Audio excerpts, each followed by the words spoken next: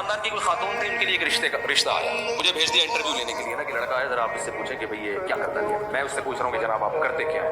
اس نے کہا الحمدللہ میری اچھی آمدن ہے. میں نے کہا بھائی جان کرتے کیا ہے. میں نے کہا اللہ کا شکر ہے بہت کچھ کر لیتا ہوں, میں کھلا سکتا ہوں, میں پلا. بھائی جان کرتے کیا ہو. الحمدللہ میں کسی سے مانگتا نہیں ہوں, اللہ کا دیا میرے پاس بہت کچھ ہے.